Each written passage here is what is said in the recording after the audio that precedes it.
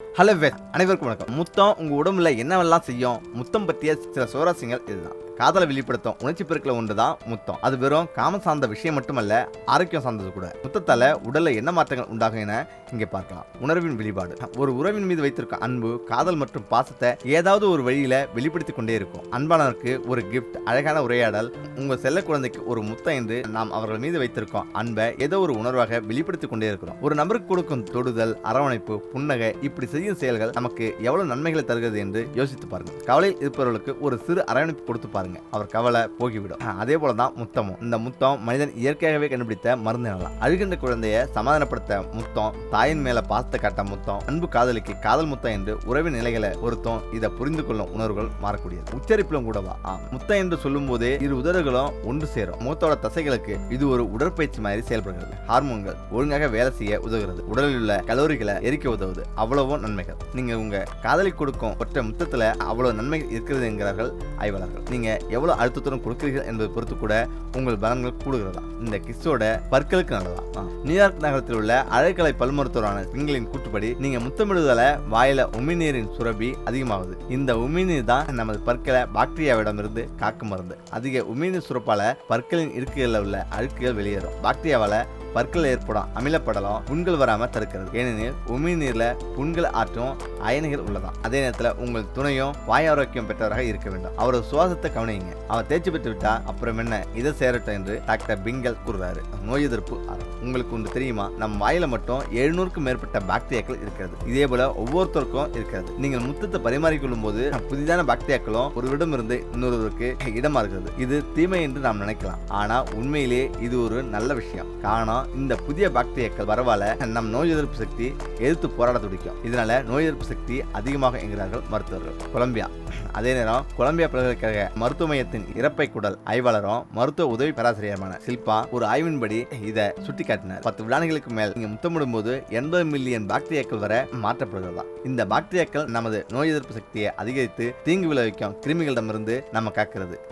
இனி உங்க துணை முத்தம் கேட்டா கொடுக்க மாட்டேன்னு சொல்லாதீங்க. பதற்றமாக இருக்கிறீங்களா? அப்போ ஒரு கிஸ் போதும். முகத்தின் போது நமது உடல்ல ஆக்சிடோசின் என்ற புத்துணர்ச்சி ஹார்மோன் வெளியிடப்படுகிறது என்று பிரவுன் பல்கலைக்கழகத்தின் மனநல மருத்துவ உதவி பேராசிரியர் ஸ்டீபனி கூறுறாரு. இந்த புத்துணர்ச்சி ஹார்மோன் தான் மனிதர்களுக்கு அமைதி, பிணைப்பு இவற்றையெல்லாம் ஏற்படுத்துகிறது. முத்தம் கொடுக்கும் போது மன அழுத்தத்துக்கு காரணமான கார்டிசோல் ஹார்மோனை குறைக்கிறது. எனவே இனி முத்தம் கொடுக்க நோ டென்ஷன். அதே சமயம் முத்தத்துக்கு ஏது அலர்ச்சி? 2006ஆம் ஆண்டுல ஹாஜிம் கிமாட்டா 2 வகையான ஒவ்வாமை நோயை கொண்ட 24 நோயாளிகளை ஆய்வு செய்தார். தோல் ஒவ்வாமை, நாசி ஒவ்வாமை, சுவாச கொண்ட நபர்கள் பங்கேற்றனர். என்ன ஒரு ஆச்சரியம்! அவர்கள் ஒரு இசைப்பாளருடன் தங்கள் துணைக்கு முத்தமிட்டு பிறகு ஆய்வு மேற்கொள்ளப்பட்டது. நிறைய பேருக்கு அழைச்சி குறை இருப்பது தெரிய வந்தது. ஒவ்வாமை வந்தா நமது உடல்ல ஐஜி என்ற ஆன்டிபயோட்டிகள் மிகையாகிறது. ஆனா முத்தமிட்ட பிறகு இந்த ஆன்டிபயோட்டிகள் குறையப்பட்டு அலர்ஜி குறைகிறது என்று கூறுறாங்க.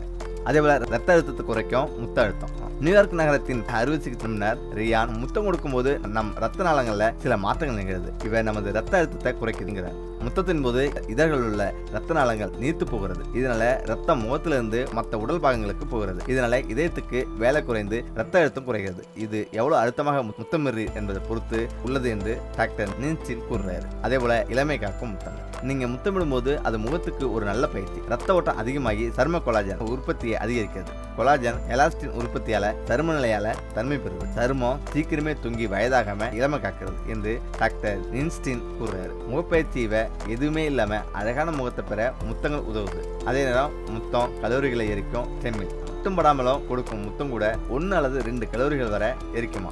முகத்தை அழுத்தமாக கொடுக்கும்போது நம் முகத்துல உள்ள எல்லா தசைகளும் ஈடுபடுகிறது. இதனால ஒரு நிமிடத்துக்கு 26 கலோரிகள் வரை நீங்க எரிக்க முடியுமா. கிட்டத்தட்ட நமது முகத்துல உள்ள 43 தசைகளும் நாக்கில் உள்ள 8 தசைகளும் சேர்ந்து ஈடுபடுகிறது. ரத்த ஓட்டம் அதிகரிக்கிறது. முத்தம் உங்கள் கலோரிகளை எரிக்கவும் முகத்தோட தசைகளுக்கு ஒரு சிறந்த உடற்பயிற்சி என்று டாக்டர் ஹாஸ்டல் கூறுறாரு. அதே நேரம் இன்பத்தை அதிகரிக்கும் வயகர. ஒருங்கிணைந்த சுகாதார நிபுணரும் எழுத்தாளருமான ரேச்சல் கூறுகையில டெஸ்டிரோன் இந்த ஹார்மோன் தான் பெண்கள் மற்றும் ஆண்கள் இருவருக்கும் பாலியல் உந்துதலுக்கு தேவையான ஹார்மோன். எனவே உடலுறவு கொள்ளும் முன் முத்தமிடுதல் இந்த ஹார்மோனை சுரக்க வைத்து உடலுறவு இன்பத்தை கொடுக்கிறது. பொதுவாக ஆண்களுக்கு வாயை திறந்து முத்தமிடவும் நாக்கில் முத்தமிடவும் பெண்கள் விட பிடிக்கும். ஏனெனில் ஆண்களின் உமிழ்நீர்ல டெஸ்டோஸ்டிரோன் ஹார்மோன் போதுமான அளவு இருக்கிறது. இதுதான் ஆண்களின் ஆண்மைக்கு காரணம். மேலும் இந்த ஹார்மோன் ஆண்களின் மனநலத்துக்கு உதவுகிறது என்று டாக்டர் ஆப்ட்ராம்ஸ் கூறுறாரு. அதே நேரம் சுவாரஸ்யமான உண்மை இதுதான். பெண்கள் ஒருவருக்கு ஒருவர் முத்தமிடும் போது டெஸ்டோஸ்டிரோன் ஹார்மோன் பரிமாறிக்கொள்ளப்படுகிறது. எனவே உங்கள் துணை ஆணாக இருந்தாலும் பெண்ணாக இருந்தாலும் சரி, ஹார்மோன் பரிமாற்றம் நிச்சயம். கொழுப்பு கரைக்கும் முத்தம் கொடுக்கும் போது கலோரிகள் குறைவதால உடல்ல தேங்கியுள்ள தேவையற்ற கொழுப்புகள் கரைக்கப்படுது. கொழுப்புகள் சவ்வு திரவத்தை பராமரித்தல், பித்தத்தை உற்பத்தி செய்தல் மற்றும் கொழுப்புல கரக்கூடிய வைட்டமின்களின் வளர்ச்சிதை மாற்றத்துக்கு பங்களிக்குது. மேலும் இவை கார்டிசோல், பலவிதமான ஹார்மோன்களை, ஈஸ்ட்ரோஜன்கள் போன்ற ஹார்மோன்களை உற்பத்தி செய்யவும் உதவுது. எனவே முத்தம் கொடுக்கும் போது கொலஸ்ட்ரால் குறைந்து, கார்டிசோல் உற்பத்தி குறைந்து, மன அழுத்தமும் குறைகிறது. நோபல் பரிசு பெற்ற 2003ஆம் ஆண்டு ஜப்பானிய உடலியல் மற்றும் நடத்தை பற்றிய ஆய்வில் ஒவ்வாமைக்கும் முத்தத்துக்கும் இடையேயான தொடர்பை பற்றி ஆய்வு நடத்தினர். இதுல 90 பங்கேற்பாளர்கள் 3 குழுக்களாக சமமாக பிரிக்கப்பட்டனர். 30 பேர் அடபிக் சரும நோயாலும், 30 பேர் ஒவ்வாமை, நாசியாட்சி மற்றும் 30 பேர் ஒரு கட்டுப்பாட்டு குழுவின் மூலம் ஆய்வுக்கு உட்படுத்தப்பட்டனர். அவர்கள் ஒரு தனியார் அறையில தங்கள் துணையுடன் 30 நிமிடங்கள் முத்தமிட்டனர். பின்னர் அதிர்ச்சி குறைந்திருப்பது கண்டறியப்பட்டது. 2015ஆம் ஆண்டுல இந்த ஆய்வு இதற்கான நோபல் பரிசை வென்றது என்பது குறிப்பிடத்தக்கது.